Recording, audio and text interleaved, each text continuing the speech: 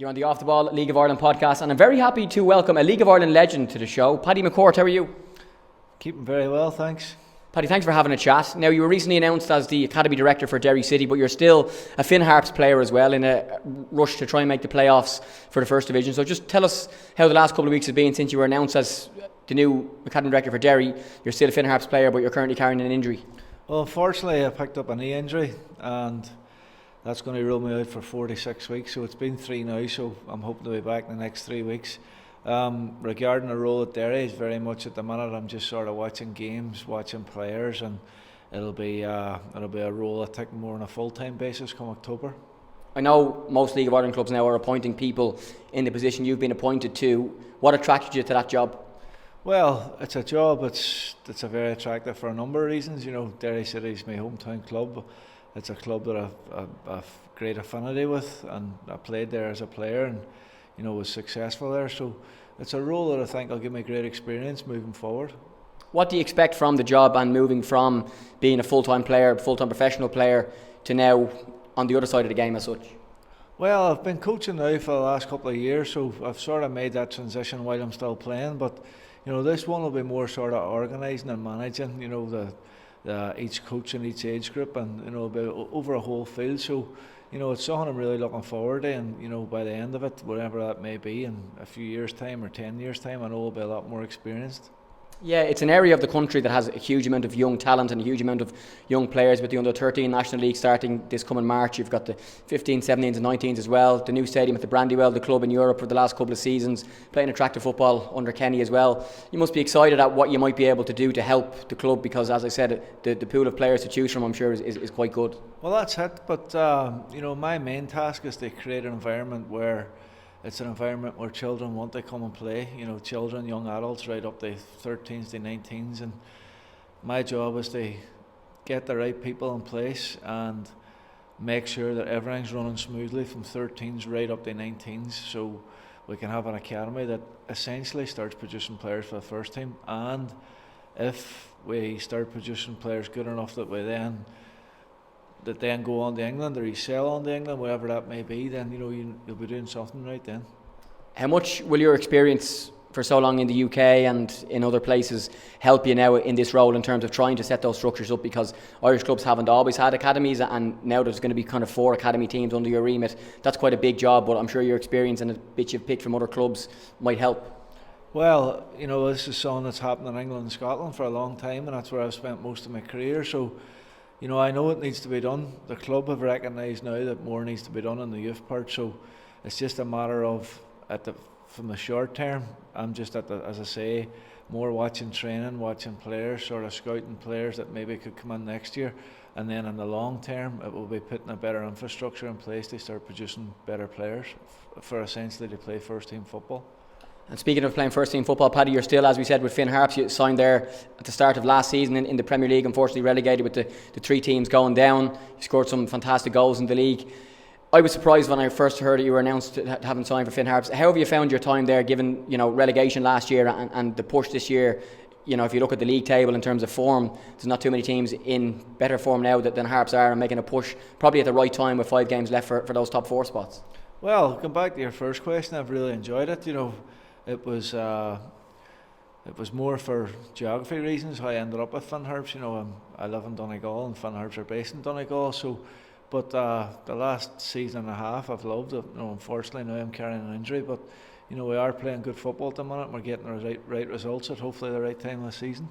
It shows, I suppose, your own hunger to still play, that you signed for a club who you probably knew were going to be in a relegation battle, and then you signed on again this year to play in the First Division. We were just chatting before we started the interview about how competitive the league is, but your love for the game is clearly still there if you decided to continue to play it at this level. Well, it's you're a long time retired, and it was I'd probably have played again next year if the Derry job hadn't come up at the right time, but it's I'll never ever stop wanting to play football. Even if it's at a non-competitive level next year. It's all I've ever known since I was a young boy. So, the hunger and desire to keep playing, at the highest level that's available around here at the minute was what I wanted to do.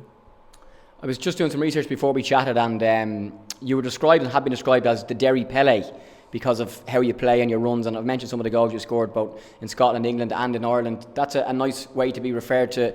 Just tell us a little bit about your style and how effective that has been for you, because your ability to run with the ball is really, really good, hence that nickname. Well, I think that nickname I don't know, someone just made it up. Look, I was always a player that wanted to dribble with a ball and wanted to make things happen. Now, as I say, I've watched a lot of games in the last few months, and there's not many of them players about. I don't know if it's getting coached out of them or I don't know what it is, but the term would probably be street footballer. You don't see as many about. So, hopefully if we can create and unearth a few players more similar like that, then it can only benefit in the short term the youth academy, and hopefully the long term the first team. Yeah, I spoke to Graham Burke a few weeks ago on the podcast just before he went away to Preston, and we spoke a lot about being a street footballer. He played here in Dublin for Belvedere and was just with a football on the street all the time. You've mentioned it there, and I was going to ask, do you feel there are many young footballers like that now, like you and like Graham? And you've said you don't feel there are, which is a shame, because it's a great ability and skill to have for young kids to have, and maybe not know what to do at the moment. Well, in my opinion, there's not. I don't know the full reasons why not. But I'm watching a lot of youth games now, and it's very, very rare that you would see a player to try and go by a man or even go by two men. It's sort of pass, move, and I think that's okay up until you get to a certain part of the pitch. But when you get into the final third of the pitch, you need people who's going to eliminate someone or make something happen. And it's very rare at the minute, unfortunately, that you see these types of players. If we can just stick on you as a player for now, and I want to talk a little bit about your time at Celtic. You signed there in 2008 for £200,000, which would have been quite a big transfer fee at that time. I think you played 88 games there between 2008 and 2013, 2 leagues, 2 SPLs. Gordon Strachan described you as the most gifted footballer he'd ever seen.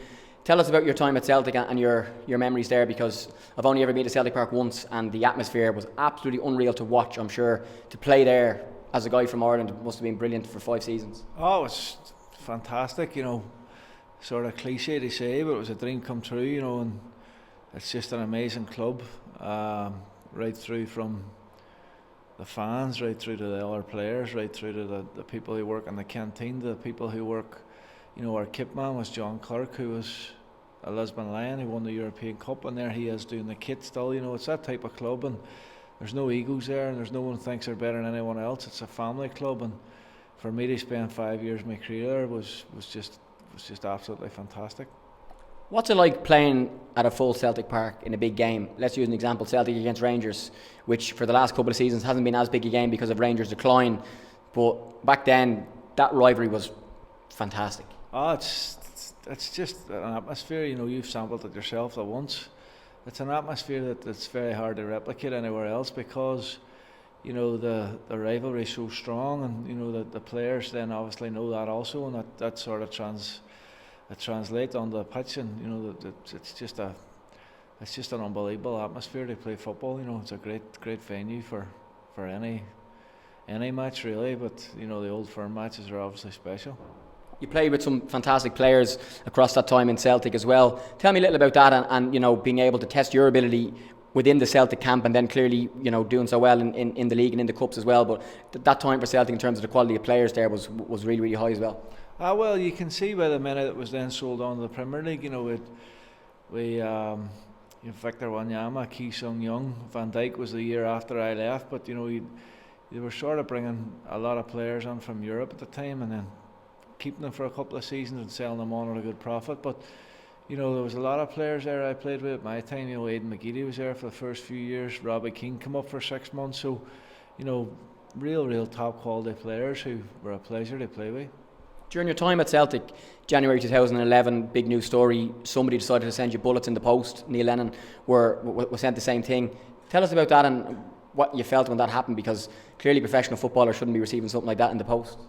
No, look, that's something that happened a long time ago, and it's something I forgot about. So, the less said about that, the better. It's something I don't really give much thought. It happened at the time and it was dealt with, so the matter was closed for me. Was it scary? It's not ideal, but it wasn't something that I give much thought to. I just sort of concentrated on football and let other people who were involved deal with that.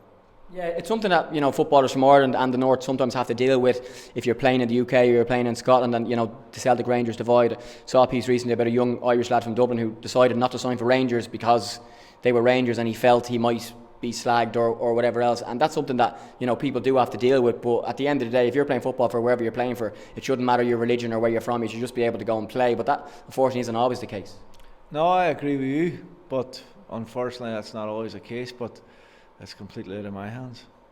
Your last couple of years in England, Paddy, from 2013 to 2017, England and Scotland, you would have had, I think, 6 clubs, and having spent so long at Celtic and made lots of appearances for other clubs, how was that period, apart from just the playing, having to move your life and your family from different parts of England and Scotland to play?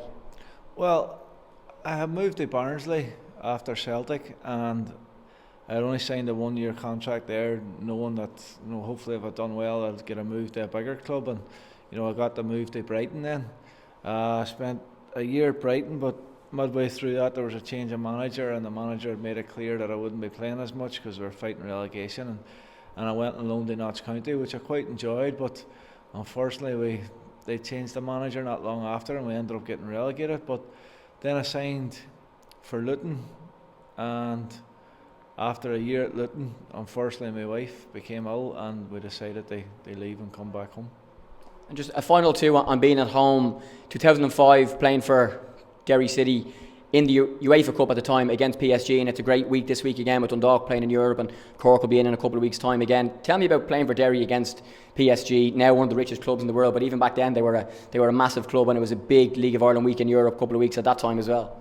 Well, it was, playing in Europe for Derry City, being my hometown club, was up until that point the absolute pinnacle of my career.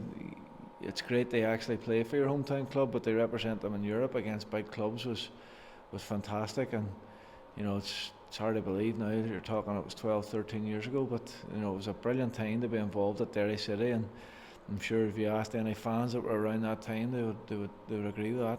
What do you remember about those games? I just remember especially the home game in PSG. I remember Killian Brennan hitting the crossbar very early, and that's always a moment that I always look back and think, if that goal had went in, we might have went to Paris and we had something to hold on to, and you just never know. Unfortunately, we went to Paris Saint-Germain and we conceded 2 sloppy goals from set pieces, and from then it was going to be a difficult task, and they sort of managed the game really well. We never really looked like scoring, and that was the end of it. But the 2 Gretna games were special too. I was out with a hamstring injury, and my first game back was the game against Gretna away from home, which we won 5-1, and I'd come on late in the game, but even though I wasn't starting the game, it was still special to be part of. Yeah, even for you, we spoke with the Celtic memories and other UK memories as well, to look back 12, 13 years ago and have those European memories with Derry is really nice. And speak to people from Dundalk quite often, and they keep saying that no matter what happens in the rest of our career, these European runs are things that we remember, because when you do go, clearly Celtic Champions League qualifiers, but when you're playing in the lower leagues in England, Europe is not an option. So for you to have had such a career, but to look back on those nights and go, they were brilliant, is, I'm sure, a nice thing to look back on, as you go further into your career. And now that you're working with the club as a coach too, it's even nicer, I'm sure. Well, that's it. It's unfortunately everyone's career comes to an end, and the more fonder memories you have to look back on, that's all you'll remember from your football career. I know there's videos and YouTube and all that, but it's the memories I have most in my head that means the most to me. And being able to represent Derry City, my hometown club, and being able to represent Celtic Football Club, the team I supported as a boy, is it's 2 things that I'm very proud of, and I look back very fondly on.